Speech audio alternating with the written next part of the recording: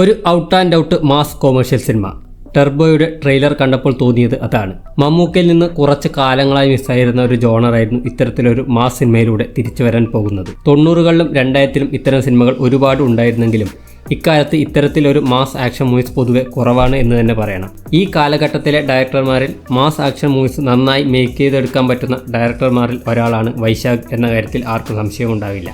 അദ്ദേഹത്തിൻ്റെതായി അവസാനമിറങ്ങിയ monster disaster ആയിരുന്നെങ്കിലും Pulimurugan പോലൊരു action cinema എടുത്ത് industry hit ഉണ്ടാക്കിയ ആളാണ് വൈശാഖ്. ഏത് തരത്തിലുള്ള സിനിമയായാലും അതിൻ്റെ നട്ടല് തിരക്കഥ തന്നെയാണ്. മിഥുൻ മാനുവൽ തോമസിൻ്റെ തിരക്കഥ ഒരു മാസ് സിനിമയ്ക്ക് വേണ്ട എല്ലാ ചേരുവകളും ഒരുക്കിയിട്ടുണ്ടാകും എന്ന് തന്നെ പ്രതീക്ഷിക്കുന്നു. ടർബോയിൽ വളരെ എക്സൈറ്റ് ചെയ്യിപ്പിക്കുന്ന മറ്റൊരു ഫാക്ടർ എന്താണെന്നാൽ രാജ്ബി ഷെട്ടിയുടെ വില്ലൻ വേഷമാണ്. കന്നഡയിലെ മികച്ച നടന്മാരിൽ ഒരാളായ രാജ്ബി ഷെട്ടിയുടെ മലയാള അരങ്ങേറ്റം മികച്ചതാവും എന്ന് തന്നെ പ്രതീക്ഷിക്കുന്നു. ആക്ഷൻ സിനിമകളിൽ നായകനോട് കട്ടക്ക് നിൽക്കുന്ന വില്ലൻ കഥാപാത്രം ഒരു അവിഭാജ്യ ഘടകം തന്നെയാണ്. സിനിമയുടെ ആദ്യ പകുതി കേരളത്തിലും രണ്ടാം പകുതി ചെന്നൈയിലുമാകാനാണ് സാധ്യത എന്നൊരു സൂചന ട്രെയിലർ നൽകുന്നുണ്ട്. എന്തായാലും ഇടിവെട്ട് ആക്ഷൻ സീനുകൾ കൊണ്ട് സമ്പന്നമായിരിക്കും ചിത്രം എന്ന കാര്യത്തിൽ ഒരു സംശയവുമില്ല.